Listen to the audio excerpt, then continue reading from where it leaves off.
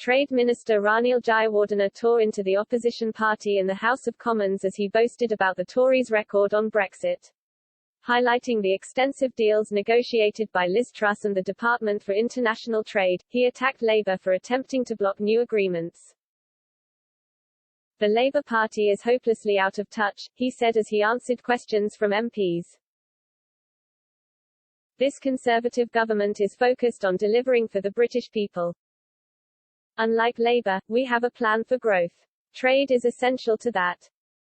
We've secured trade deals with 67 countries around the world plus the EU, covering trade worth £730 billion last year, and we're just getting started. His triumphant comments were made after a series of Labour MPs took aim at the deals negotiated by the government.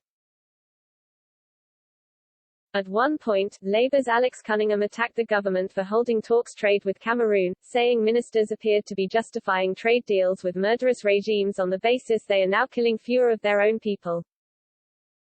He said, in response to the adjournment debate last night, Trade Minister Graham Stewart told the House in relation to Cameroon violence does appear to have decreased in recent months compared with the peak of the conflict, as if the fact the Biya regime is now killing and maiming fewer of its citizens was justification for our trade deal with them.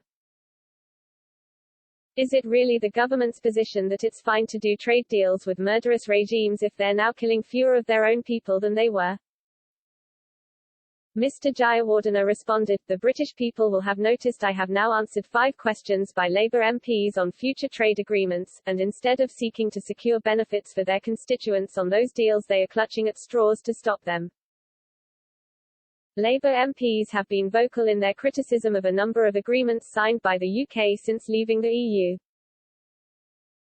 Shadow Trade Secretary Emily Thornberry has accused Ms Truss of planning to sell out farmers in a deal with Australia for the price of a quick trade deal, and a cheap headline at the G7 summit. A free trade agreement is expected to be signed off by Boris Johnson and his Australian counterpart next week. Ms Thornberry has also said it is impossible to do a trade deal without undermining UK interests. If we were to think of Joe Biden as the answer to all the concerns that previously beset a UK-US trade deal, we would be deeply naive, she wrote in a newspaper op-ed earlier this week. It would be impossible for the government to do a deal that can satisfy US demands on agriculture and healthcare, while also keeping the promises that ministers have made to the British public on farming, food and the NHS.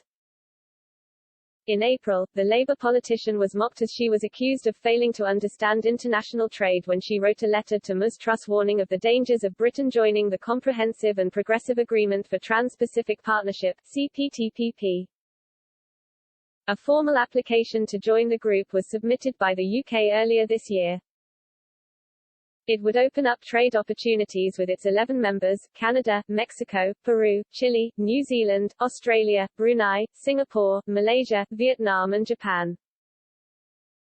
Ms Thornberry claimed China may apply to join the CPTPP, meaning Britain would have a deal with the communist state through the back door.